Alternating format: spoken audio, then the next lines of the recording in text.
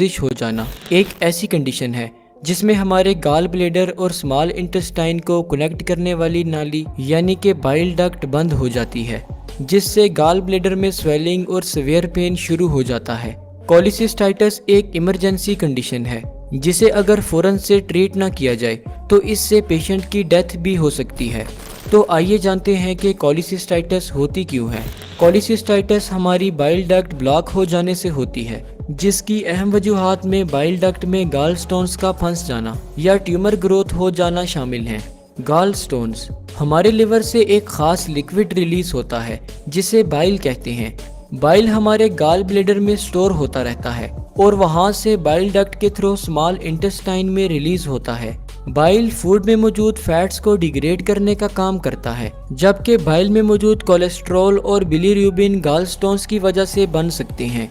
जब बाइल हमारे gall bladder में स्टोर होता है तो इस दौरान कोलेस्ट्रॉल इकट्ठा होकर कोलेस्ट्रॉल स्टोन्स बना देता है, जबकि बिलीरुबिन इकट्ठा होकर बिलीरुबिन स्टोन्स बनाता है।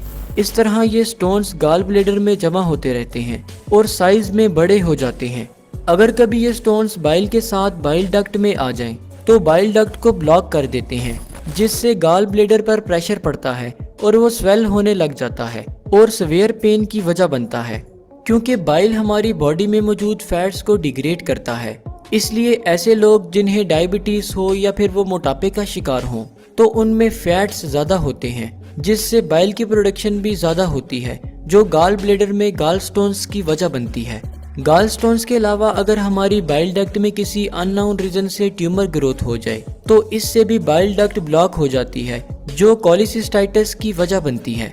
डायग्नोसिस अगर किसी शख्स के पेट की अपर राइट साइड में सीवियर पेन शुरू हो जाए तो उसके गाल ब्लेडर में इश्यू हो सकता है।